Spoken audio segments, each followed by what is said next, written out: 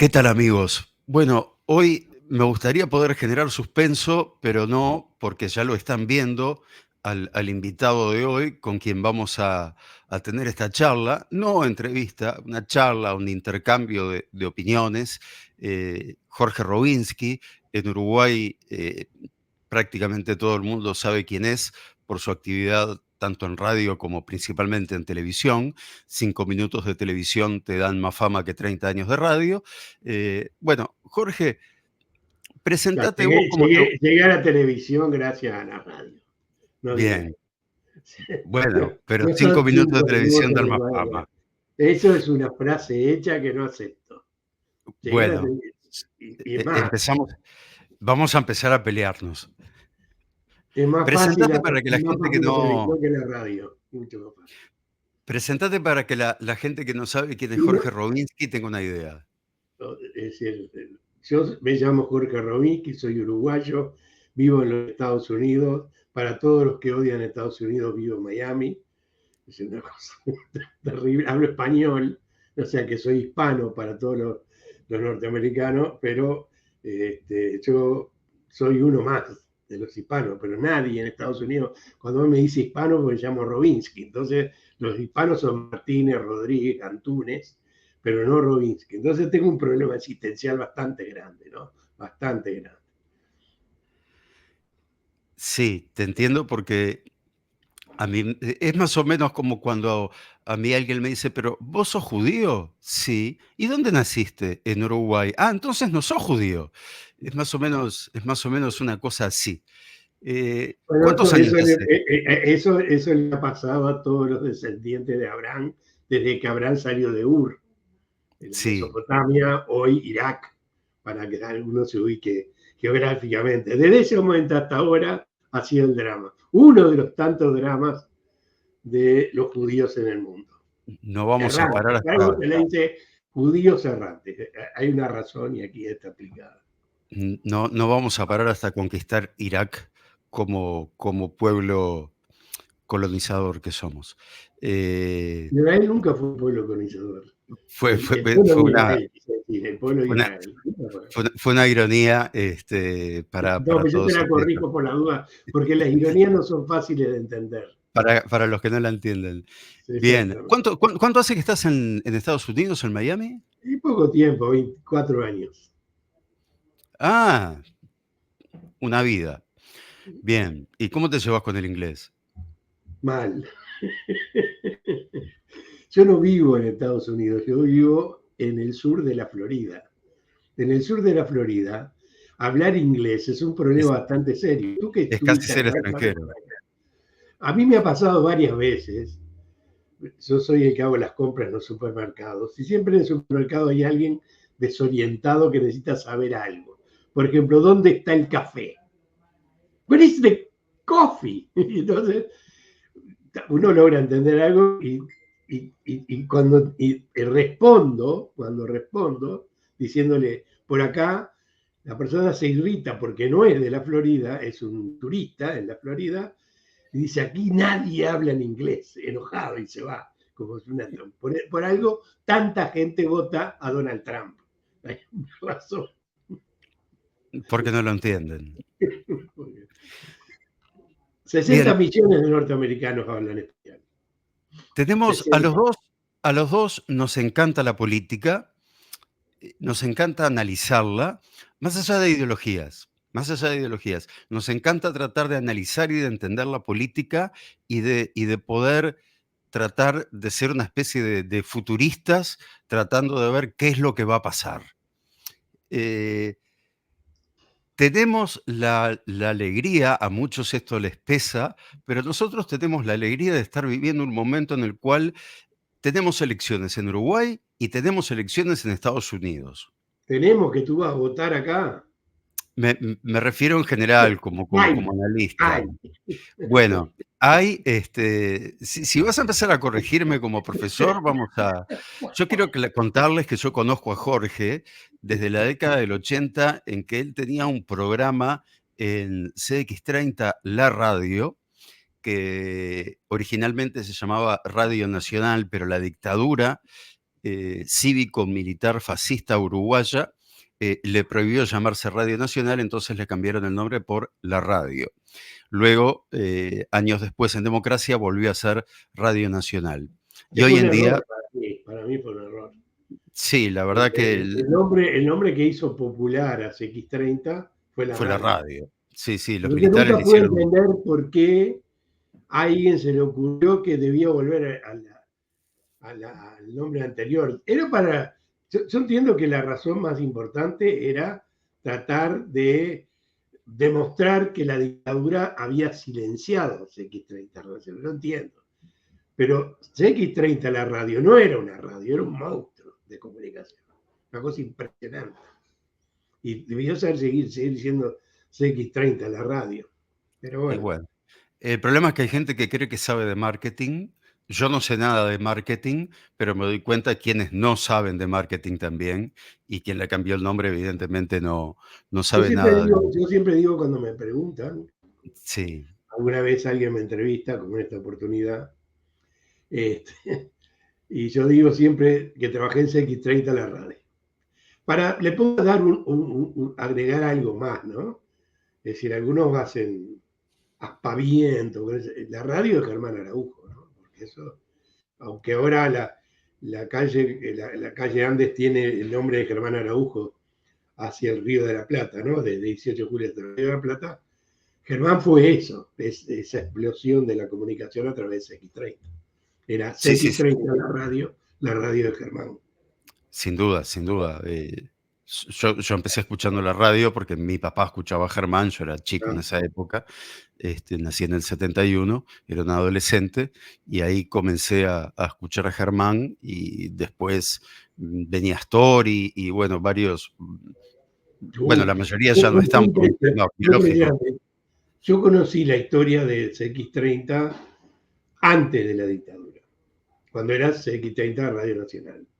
Cuando Germán se hace cargo de esa radio, Germán venía de la televisión, una cosa increíble, era un hombre de la comunicación tremendo, y era una radio, era la radio de la familia Spirsky, esa era CX30, que era una radio muy especial porque Don Svirsky, el fundador de la radio, era un hombre progresista. Hoy a mí no me gusta utilizar términos del pasado. Progresista hoy me gusta mucho más. Y daba lugar a espacio para que todas las voces se pudieran escuchar en 30. Era en otras épocas. Hoy es fácil, todo el mundo se expresa, hay libertad, pero no era así antes. Y cuando Svirsky, el hijo de Svirsky exactamente, decide producir un cambio, le entrega a la radio, si no es que le entrega, viene Germán para darle un cambio sustancial. Y Germán incorpora una cantidad de voces impresionantes de aquel momento en radio. Y ahí empieza a gestarse. No es solo la radio de la resistencia contra la dictadura, que fue, sin lugar a dudas, la gran radio de la resistencia contra la dictadura, pero desde antes fue un proyecto de radios elaborado por un gran comunicador, un hombre que de radio sabía muchísimo, sabía de medios, no solo de radio. Una buena oportunidad para homenajear a Germán. Es decir, es esta, ¿no? Y el cuerpo, entre cantidad de voces, que voy a cometer un error olvidando algunos de ellos. No una, dos, tres, sino una cantidad enorme de voces que poblaron la radio esa con un volumen fuera de serie. Tremenda radio, tremenda. Sí, está muy, muy, muy bien hecha, en todo sentido. Daba gusto escuchar el informativo. Tenía un trabajo artístico. Estaba 10 años adelantada con respecto a otras emisoras de radio que tenían un poder económico mucho mayor que el de CX30. Pero quiero salir un poquito de ese tema que nos deja encerrados en el Uruguay, y poder hablar un poco de lo que son las elecciones que se vienen ahí en Estados Unidos, donde yo no voy a votar. No puedes votar. Sí, así quisiera, no podría. Sí, no puede. Y tampoco hay balotaje. ¿Qué va a pasar con estas elecciones? ¿Otra vez vamos a tener que esperar meses para saber quién es el presidente de Estados Unidos? ¿O esta vez puede ser que sepamos quién es el presidente de los Estados Unidos 1, 2, 3 días después de las No, elecciones? no, el Es presidente de increíble Estados que en Unidos, Estados Unidos se no, demore no, tanto, no, ¿no? no, no, no. El presidente de Estados Unidos se va a saber cerradas las urnas, cerrado el proceso electoral. Bueno, no es de urna porque la votación acá es electrónica, hay que llenar un formulario, cerrado en todo el país, porque hay diferencias horarias muy grandes, todo un continente prácticamente, se sabe quién es el presidente. Lo que sucede es que las elecciones que ganó el presidente Biden, y el presidente era Donald Trump, candidato republicano en esta oportunidad, generó una serie de confusiones y problemas que obligaron a que se demorara. Y recién se confirma el 6 de enero. Las elecciones fueron el primer martes de noviembre y el 6 de enero recién se termina eso con el asalto del Capitolio. Cuando cae eso, es decir, se termina la insurrección, para decir de alguna manera, pero en realidad acá cerraron las urnas y ya se sabe quién es el presidente. No hay ningún secreto, ya se sabe. Cuando Biden ganó, se supo, listo, ya está.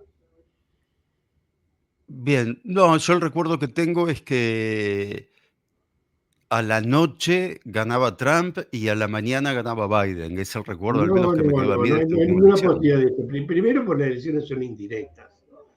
Es decir, tú lo que logras saber Sí. al terminar la noche es el número de convencionales que van a ir a votar, que yo realmente nunca los vi reunidos en mi vida, pero se supone que sí, ¿no? Que son los que realmente son elegidos el próximo 3 de noviembre. Pero se sabe, ya, por ejemplo, yo te di resultados ya, hoy, porque son Anoto. estados, 50 estados, 50 estados. En el estado de Nueva York van a ganar los demócratas. En el estado de California van a ganar los demócratas. En el estado de New York van a ganar. Ya te lo digo, y así te puedo decir los estados republicanos, que son muchos más que los demócratas. Pero las Mirá, grandes, mirá, los mirá estados que con... Sí, ¿quién va a perdón, ganar en Filadelfia? En no lo Filadelfia sé. no, en Pensilvania. No lo sé. Y esos son los que deciden. Hay 6 u 8 estados que deciden las elecciones. Realmente es así. Es una paradoja, porque tú crees que en el país que es la vanguardia de la democracia en el mundo, esto lo digo para que se entienda, porque algo que es y ha sido a lo largo del siglo XX y lo que va del siglo XXI es que Estados Unidos es la cuna del miedo, del poder absoluto. Y en Estados Unidos siempre hubo democracia. Yo que tengo una educación francesa, que teníamos nuestra generación en Uruguay, la democracia es Francia, ¿no, hermano? Francia tuvo a Napoleón Bonaparte y a Luis XVIII. Estados Unidos nunca tuvo a nadie que haya estado más de 12 años en el poder, que es un solo caso. Un solo Roosevelt. caso, uno solo, que fue el presidente Roosevelt. Roosevelt, el único. No solamente 12, pudo haber sido 16, porque él gana las elecciones y muere, pero es el único caso. Después, lo máximo que tuvieron fueron 8 años. 8 años. Que tiene su origen en un hecho histórico muy importante. Es la renuncia que hizo el general Washington a ser reelegido por tercera vez. Y dejó marcada la historia. Fue el primer presidente de los Estados Unidos. O sea que en Estados Unidos siempre hubo democracia. Que te puede gustar o no la democracia norteamericana es otra cosa. Es decir, a mí personalmente el voto indirecto y toda esa cantidad de cosas, lo puedo entender, pero no me gusta. Pero la democracia en el mundo es justamente Estados Unidos. La historia de la democracia es Estados Unidos, que tiene sus raíces en el avance tremendo de la monarquía inglesa, que comprendió que el pueblo tenía el derecho a decidir. Juan, ¿sí? Entonces, es una unión entre la democracia británica y la democracia norteamericana. Pero el eje, porque acá no hay monarquía, en el Reino Unido sí hay monarquía, pero bueno. Estados Unidos en ese sentido tiene una gran ventaja, ¿no? no hay embajada de Estados Unidos en Estados Unidos, por eso se dice que nunca hubo Ese una. es un chiste muy malo. Y Es muy muy, viejo, pero bueno. muy viejo. Ese es un chiste sesentista. Sesentista, Algunos tal cual. periodistas que son abanderados de la lucha contra Estados Unidos, pues son Sí, abanderados de la lucha contra Estados Unidos, pero son abanderados de la lucha contra la Unión Soviética o contra la Rusia de Putin. ¿Me explico? son, ¿Sí? son, Hacen ese chiste que tiene sus raíces se en los años declaran, 60 del siglo pasado. se declaran antiimperialistas, pero sin embargo sus grandes referentes son imperios en los cuales no hay democracia, como Rusia, Y China apoyan principalmente. gobiernos eternos, familias gobernantes, Sí, sí, familias, por ejemplo, yo como siempre digo, Corea del Norte. eh, Cuba se convirtió en la monarquía castrista, ¿no? Porque que el poder pase además de... O sea, es igual que Corea del Norte, es una monarquía. eh, no se ponen corona, pero gobiernan como reyes. Son los dos ejemplos. No hay más, creo. Creo que Cuba y Corea del Después Norte. tenemos el caso de China, que dentro de todo tiene un partido comunista más democrático, donde eligen quién va, quién va a ser el secretario general, aunque el actual secretario general del Partido Comunista Chino, eh, Xi Jinping, siempre tengo problemas para mencionarlo, Sí, dice sí este, y te entendí. Sí, parece ser el primer ministro chino más poderoso desde la época de Mao. puede ser, puede ser. China tiene una gran figura histórica, que, que los chinos lo saben la humanidad entera, que jugó un papel muy importante, que fue un adversario de Mao Zedong. Nosotros le decíamos Mao Zedong, ahora le dice Mao Zedong, pero bueno, está, es lo mismo de Mao, ¿sí? Que fue la gran figura de la China moderna, que es Deng Xiaoping. Entonces, Deng Xiaoping nunca fue nada, no fue primer ministro, ni presidente, ni nada por el estilo, y es la gran figura del cambio chino, ¿eh? Es el Sí, ideólogo de China, de la China actual. de la China Y bueno, moderna. tiene esas particularidades. Es un mundo difícil para nosotros. Hay 5 países comunistas en el mundo. 5. 2 son monarquías. Corea del Norte y Corea del Sur. No sé qué No, pasará cuando Corea del Sur no. Corea del Norte, perdón, Corea del Norte. Corea del Sur, Corea del Norte y Cuba. La República Democrática de Corea y Cuba. Y después son China, Vietnam y Camboya.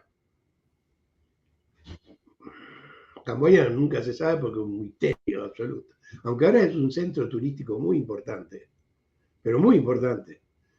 Centro turístico, dije. Centro Sí, turístico. sí. En Vietnam hay un proceso parecido al chino. Es muy parecido al chino, ¿no? Entonces habría que analizarlo de una manera distinta. Democracias en el estilo occidental no son. Eso es claro. No son. Pero la respuesta del proceso económico que generaron los cambios, sí son. China es un ejemplo impresionante, la segunda potencia económica de la Tierra. Y Vietnam, si bien es un país pequeño, pobre, pero tiene 120 millones de habitantes, es el emergente en la zona. Pero después se termina. Todo lo demás son, yo qué sé, es lo mismo. Pero democracia eterna, siempre, fue la de Estados Unidos, que tiene un incidente antidemocrático que no se conoció en toda su historia, que fue el asalto del Capitolio. Yo no voy a decir que fue comandado por el presidente Trump, pero tuvo mucho que ver con eso. Era el presidente, se negó a reconocer, todavía sigue sin reconocer, pese a que es candidato para este martes, el primer martes de noviembre. Fue el único hecho que alteró ese espíritu democrático, pero murió en el intento, nada más, ¿no? Porque es sólida. La democracia norteamericana en sí misma es sólida. Tú la puedes criticar de 25.000 maneras. Puedes decir que la democracia de Finlandia es más linda, puede decir que la democracia de Suecia es mejor, puede decir que la monarquía democrática de España es mejor, pero tú tienes que aceptar que acá hay una democracia al estilo norteamericano, que es diferente a la democracia al estilo uruguayo, que es un país con una tradición democrática muy grande. Así es, así es. Yendo al conflicto de Medio Oriente, estaba leyendo justamente hoy de mañana una encuesta. La mayoría de la colectividad judía en Estados Unidos siempre ha sido votante del Partido Demócrata. Sin embargo, en estas últimas semanas ha empezado a cambiar esa tendencia y estaría volcándose, todavía no la mayoría, pero ya estarían prácticamente igualados dentro de lo que es la colectividad judía dentro de Estados Unidos, los republicanos y los demócratas. Y dentro del Partido Republicano hay un importante apoyo hacia Israel y dentro del Partido Demócrata las simpatías son más hacia el pueblo palestino, por llamar de alguna manera a los árabes que habitan en Gaza y Cisjordania. ¿Cómo ves vos el tema que vivís Bueno, ahí? a ver, en Estados Unidos hay muchísimos norteamericanos que simpatizan con Palestina. Vamos a arrancar de ahí, porque si no, no se entiende. Pero una generalización de que los demócratas simpatizan, en términos grandes, con los palestinos y los republicanos con los judíos es un error. Es decir, vamos a mirarlo desde el punto de vista del Estado. Y este es un tema muy importante. Primero quiero hacer una precisión, si tú me permites, porque voy a entrar en un terreno de definiciones ideológicas de mi parte que necesitan ser aclarados para que se entiendan, ¿no? Porque si no, ni Gustavo Baker ni Jorge Robinsky son amantes de la guerra, ninguno de los dos. Y lo sabemos. Pero sin embargo, Gustavo Baker y Jorge Robinsky apoyan a Israel. Ambos, tú y yo no lo niego. Tú tienes tus razones, yo tengo mis razones, todos tienen una razón para estar a favor o en contra de lo que está sucediendo. Entonces necesito hacer esta precisión para que se me entienda.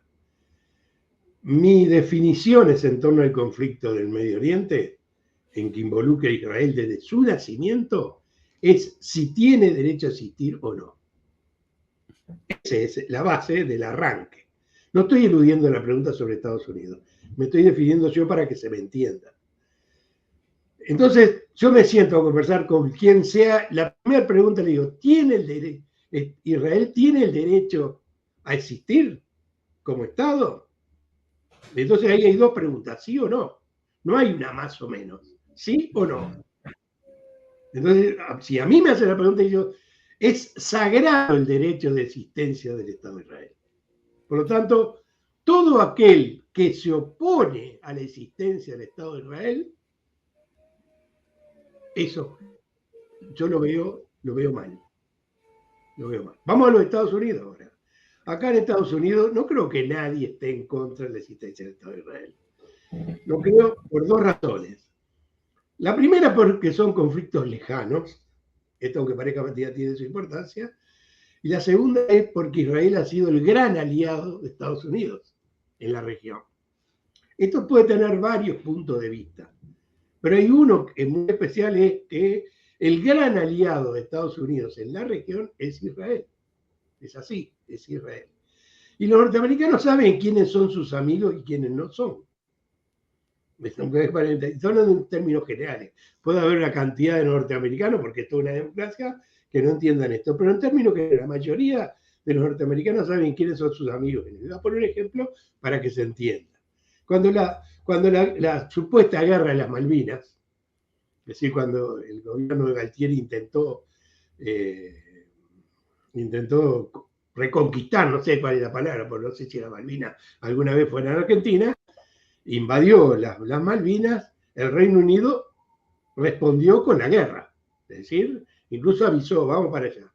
Estados Unidos era aliado de Argentina, desde el punto de vista político, militar, era aliado. En el conflicto, ¿cuál fue el papel que cumplió Estados Unidos? Fue aliado del Reino Unido. ¿Por qué fue? ¿Por qué lo fue? Porque al igual que el Israel, El otro gran aliado que Estados Unidos tiene es el Reino Unido. El otro gran aliado.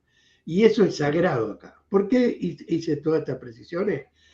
Porque puede ser que haya pro-palestinos, y los hay en Estados Unidos, pero el Estado está mal dicho acá porque acá son 50 estados, ¿no? La nación, y así se entiende un poco más, norteamericana, es políticamente socia de Israel. Lo es, lo fue siempre. Y eso está por encima de cualquier otra cosa. Y creo que una de las razones más importantes de la adversión hacia Israel está en todos aquellos que odian el mundo occidental liderado por Estados Unidos. Esto se puede entender, no tiene nada de malo. Hay mucha gente en el mundo que odia a Estados Unidos, no sabe ni cómo se vive acá, y lo odia. Desde el principio lo odiamos, listo, termina la historia. Se puede entender, lo puede entender, no lo voy a justificar. Entonces, el Estado, la nación, Estados Unidos, es aliada de Israel históricamente. Y lo va a seguir siendo. Gobierne quien gobierne. Porque, ¿cuál fue el respaldo económico y militar más importante que tuvo Israel en este último conflicto? Estados Unidos. Fue Estados Unidos. Desde 1973, y para ser exactos, que es cuando nace esa unión, digamos, esa sociedad, y en Israel lo que existía era un gobierno socialista. Es otra cosa a tener en cuenta, ¿no? Golda Meir pertenecía al Partido Laborista y era socialista, y fue quien acercó a Henry Kissinger, que es un capítulo aparte, se pueden hacer 100 programas sobre la vida de Kissinger y sus decisiones políticas.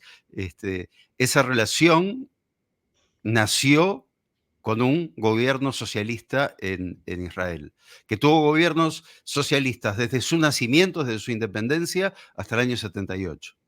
Pero Gran Bretaña, el Reino Unido o Inglaterra, son tres cosas distintas, pero digo para que se entienda. Sí. Pero la suma es una sola, es una unidad. Tuvo gobierno socialista y Estados Unidos no rompió sus relaciones. No, al contrario, se afirmaban. Había diferencias, pero se afirmaban. ¿A dónde voy? El presidente Biden es demócrata. Es demócrata. Entonces, decir que los demócratas son pro-palestinos es un disparate. Porque la máxima figura del Partido Republicano es demócrata y es punto de apoyo sustancial de Israel. Yo no sé si Israel no contara con ese apoyo de los Estados Unidos, tendría la fortaleza de sobrevivir como ha sobrevivido hasta ahora. Entonces, para los judíos es muy importante entender esto. Yo cuando veo a algunos judíos antiimperialistas, anti-norteamericanos, yo me pongo a pensar, ¿pero por qué? Si tú crees claro, salvo que tú no estés de acuerdo con la existencia del Estado de Israel. Entonces vamos a la pregunta inicial, al cuestionamiento inicial que me hice yo. ¿Estás a favor de la existencia del Estado de Israel o no? Y a estar a favor de la existencia del Estado de Israel, es decir, hay muchísimos judíos que no están de acuerdo. Es una opción. Es una opción. Por eso tuve que hacer la precisión en el comienzo. Yo me pongo a conversar. En el conflicto este último, el último conflicto, estalla por una agresión que el pueblo judío no había conocido del Holocausto. No fue una bronca de los judíos que se enojaron con los de Gaza y si vamos a hacerlos pomada. No, hubo algo horrible, horrible. Entonces, tú dices, Robin que está, o Gustavo, porque yo conozco tu posición, está justificando no están justificando nada. Están planteando el derecho sagrado que tiene Israel a existir y a defenderse, porque no puede existir si no se defiende. Todos omitieron el 7 de octubre, va a cumplir un año ya, ¿no? Todos lo omitieron, todos los defensores del Estado palestino lo omitieron. Se olvidan de ese pequeño detalle, se olvidan del canto que hay desde el río hasta la mar, es decir, todo Israel es Palestina. O lo que dijo el delincuente común de Nicolás Maduro, que Jesucristo era palestino para justificar cualquier otra cosa. Entonces, yo pongo otro ejemplo que se entiende. No, porque así, esto es como vamos a jugar al truco y vamos a pescar las cartas y decimos lo que se nos antoja. Es como en el truco, miento cuando se me antoja. O sea, falta y resto. Ya, termina la historia. Y tú no sabes lo que yo tengo en la mano. Tengo nada. La existencia del Estado de Israel es sagrado para todos aquellos que creen que eso es un acto de justicia de la humanidad. Porque la existencia del Estado de Israel no es un acto que surge espontáneamente como puede ser Panamá. Pakistán. No poner Panamá porque estamos en América. No pongo Uruguay Dale. porque se me enoja todo el mundo. Si pongo Uruguay como ejemplo, que es el ejemplo más parecido a Panamá, es el de Uruguay. Pero voy a poner Panamá para sacar a Uruguay. Es producto de circunstancias muy particulares, de hechos, pero la existencia del Estado de Israel es un hecho histórico de la humanidad. Toda la cultura occidental y más tiene su origen ahí, en un pueblo errante que tiene una influencia tremenda sobre esa cultura y que un día, hace poco tiempo en la historia de la humanidad, 3000 años después, o 2000 y pico de años después, logra su existencia como Estado, que dicho hasta ridículo es, porque el Estado de Israel es la décima parte del Uruguay. Uruguay es un país chico, ¿eh? Entonces, no es un problema emocional, es un acto de justicia universal. De la misma manera que los católicos reivindican la figura de Jesús como el eje de su existencia por más de 2000 años, ¿sí? Occidente tendría la obligación de reconocer el valor que tiene la existencia del Estado de Israel como un derecho legítimo de los judíos. Y está. Es un tema, a mí me cuesta mucho hablar sobre esto, Gustavo, porque no logro convencer a nadie que esté en contra, y los que están a favor ya sé quiénes son. Y en definitiva, cuando uno defiende el Estado de Israel parece que estuviera defendiendo un Estado guerrerista. ¿Sí? Y no es así, no es así. Sí, de acuerdo. Me ha pasado muchas veces que es casi como un partido, como dos hinchas de dos cuadros de fútbol que quiere convencer al otro que deje de ser hincha de su cuadro para ser hincha del de uno, ¿no? Eh, Hablando de fútbol, perdóname que te interrumpa, sí, me pasó a mí ayer eso que tú estás diciendo. Ayer, ¿eh? Esto como va a ir en YouTube, va a surgir, pero va a tomar como referencia el partido en el estadio de Peñarol. A mí no me gusta decir campeón del siglo, un nombre que no me gusta. es el nombre del estadio. Es el nombre del estadio. Empata con Flamengo y clasifica entre los 4 mejores del continente. Y el pueblo peñarolense, feliz de la vida por todos lados, gritan. Y yo tuve ganas de escribir, pero mira que jugaron espantosos, ¿eh? Horrible que jugaron. Es más, en 2 partidos tiraron un solo tiro al arco, que fue el gol y que lo clasificó. Y el mejor jugador que tuvo Peñarol fue Aguerre. ¿Por qué traigo este ejemplo? Yo no puedo salir a decir esto en mi red social, porque entiendo la alegría de los hinchas de Peñarol, la entiendo. Claro, lo que estás diciendo es totalmente ni secundario, es terciario. ¿Ya? O sea, y si el gol hubiera sido con la mano y el VAR no lo hubiera visto, tampoco importaba. O sea, acá lo que importaba era ganar y punto. Y la alegría de los hinchas de Peñarol eso. Entonces yo voy a poner en las redes a decirle que jugaron espantoso. ¿Y qué gano? Nada. Mejor me callo. Te lo digo a ti, para que sufras tú, no yo. Yo soy hincha de Wander, así que no, no, Yo sé no. que eres hincha de Wander. Y el que hizo el gol en Maracaná es un ex jugador de Wander que quiero mucho porque es un chiquilín, un muchacho que se hizo bien desde abajo, así que me puso muy contento cuando él hizo el gol, de verdad. Cuando entra la pasión a formar parte del razonamiento, es No, imposible perdimos. convencer a nadie. Mejor no decir nada. Perdimos totalmente, totalmente. Pero volviendo, bueno, pero justamente eso es lo que pasa con el conflicto israelí y árabe, Exactamente. y que no pasa en otros conflictos. Ahora, me voy a poner como periodista, porque la intención, siempre digo acá, es hacer una charla y no hacer una entrevista, pero me voy a poner. Porque eres periodista. Arranca de ahí, eres periodista. ¿Tú estás de acuerdo con la existencia de un Estado palestino? Sí, estoy de acuerdo. Bien, coincidimos. Entonces, ¿por qué ese Estado palestino nunca se ha formado teniendo en cuenta que su principal enemigo, que sería Israel, ha sido el único país que le ha dado oportunidades de existir? Ese sí que es un tema complejísimo, ¿no? Porque entran en juego variables incontrolables. Incontrolables como puede ser el fanatismo, la necesidad de una unidad, este, de una unidad de Estado, que no son fáciles. Pero en la región, una aclaración antes, hoy leyendo los diarios, apareció algo que me preocupó, que fue la posición de Egipto en este momento, con respecto no a la crisis en Gaza, sino en el Líbano, ¿no? Es decir, ¿por qué me preocupó? Porque Egipto hace una observación que plantea el peligro que se está corriendo en este momento. ¿A dónde voy?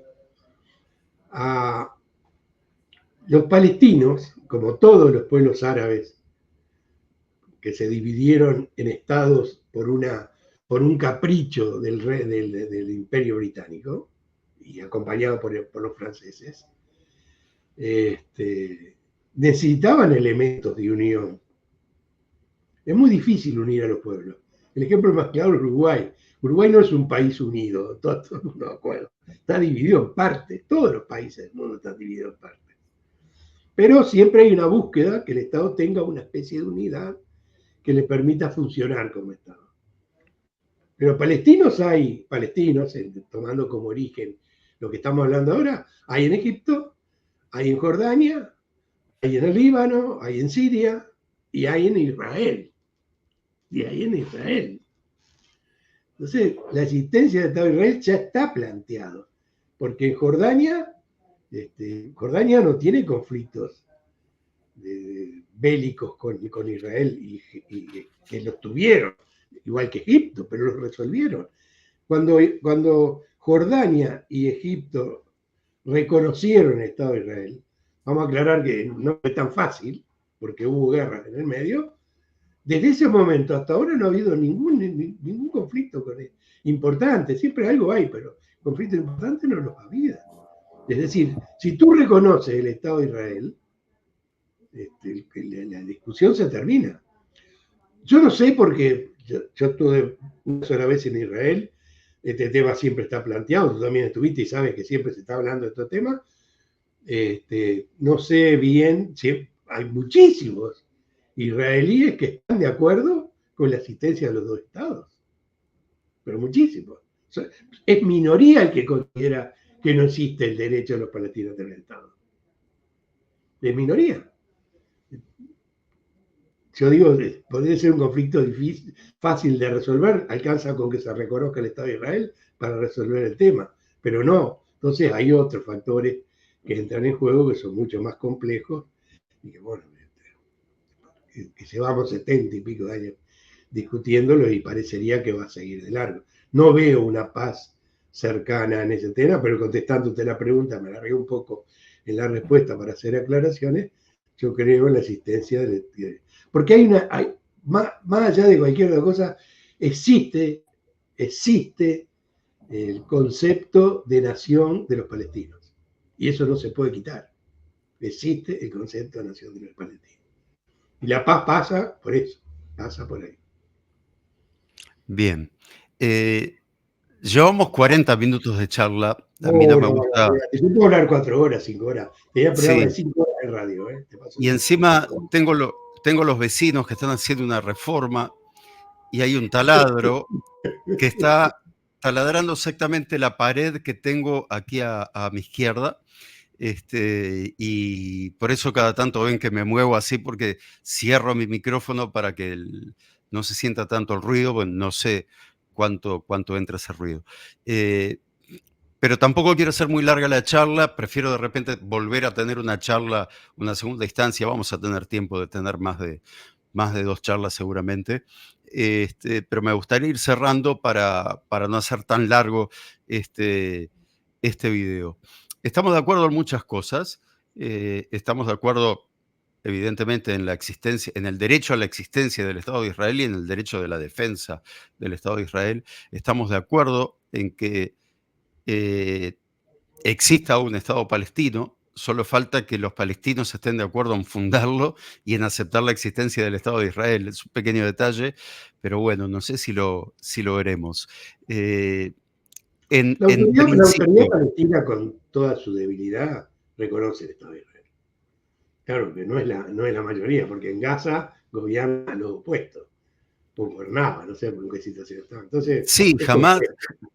jamás hoy en día se parece más a una pandilla. Esto el otro día se lo dije a un mexicano, para que no se ofenda a nadie, lo hablé con un mexicano, se parece más a una pandilla que está tratando de controlar un barrio en México para vender drogas que a un grupo terrorista que gobernaba la Franja de Gaza, ¿no? Hoy en día no queda nada de lo que era Hamás hace un año, de la misma manera que de Hezbollah ha perdido más del 50% de su fuerza en las últimas semanas. Lo dejamos para ¿No? otra charla, porque parece el mismo conflicto, pero son dos conflictos diferentes.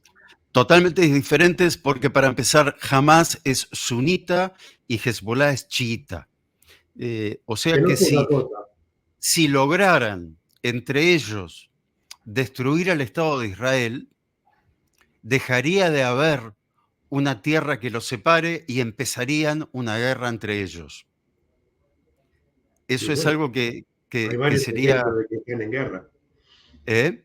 Hay muchos ejemplos que están en guerra. Uno de ellos, tremendo, que con un costo altísimo de vida, fue Irán. 1 millón de Eh, muertos, 1 millón de muertos. Y después uno tiene que escuchar hablar sobre genocidio. Pero bueno, vos que sos bueno con la historia, ¿cuándo empezó el genocidio? ¿En qué sentido me lo preguntaste? No sé, hablan en general de que hay como un consenso general de que Israel está realizando un genocidio de palestinos. Lo que pasa es que es una utilización política del término ese, en la actualidad. Porque el genocidio tiene un símbolo. Hay un genocidio contra el pueblo judío y hay un genocidio contra el pueblo armenio, ¿sí? Que son realmente así reconocidos universalmente. El genocidio contra los judíos no existían como Estado. Es una de las banderas de la existencia del Estado de Israel. Es una forma de insultar. Hablar de genocidio es insultar. Es como alguien que sin ninguna razón te menta a tu madre, ¿me entiendes? Sin ninguna razón. ¿Y por qué me lo dijiste eso? ¿Y por qué se me antojó? Me enojé. Y bueno, está, me enojaste. Es una maniobra bastarda de enanos mentales con un odio antisemita que no están dispuestos a reconocer. No hay genocidio, porque genocidio implica la desaparición del Estado. Fíjate, dos judíos están hablando y hablan del Estado de Israel, el Estado palestino debe existir. Y creo que la solución al conflicto pasa por ahí. Creo que está claro. Ahora, el origen de esta conversación. ¿Existe o no el derecho del Estado de Israel a que haya un Estado de Israel? ¿Es una verdad? ¿Tiene que ser? Los hechos indican que sí, que tiene que ser. Y que hay que reconocerlo. Y ahí termina la historia. Pero sobre el segundo conflicto hablamos en otra oportunidad. Porque es distinto y tiene otras connotaciones porque en Gaza no había oposición, por lo menos no se podía expresar, y en el Líbano hay oposición grande aparte, no es Hezbollah en Bueno, México. justamente por eso al Mossad no quiero subestimar al Mossad con lo que voy a decir, pero al Mossad le resultó muy fácil eh, entrar dentro de Hezbollah justamente por la cantidad de oposición cristiana que hay en el Líbano hacia Hezbollah. Entonces era como crecían los espías dentro de, o los posibles espías dentro del Líbano. Por eso a Israel se le facilitó el camino en ese sentido. Jorge, eh, te agradezco montones el haber tenido esta charla. Sabemos que se va a repetir. Sabemos que no sos invitado, sos amigo, has estado en mi casa, he estado en tu casa, creo que durmiendo en ese mismo lugar donde vos ahora estás. Y te fuiste Eh, sin pagar. me dejaste pegado. Lograste hacerlo. Lograste hacerlo. Te mando un abrazo grande. Mandale un beso en la trompa a Lola. Es la perrita de casa. Hermosa, hermosa, hermosa. Abrazo a toda la familia y felicitaciones a Gladys, que hace más de medio siglo soporta tu existencia. Alguna virtud debe tener. Alguna, alguna. Abrazo grande, Jorge. Muchas Igualmente gracias. para los tuyos. Portate bien. Tengo que ver dónde termino, dónde detengo la grabación. Y nos despedimos. Acá, encontré el botón. Abrazo. Nos vemos, Jorge.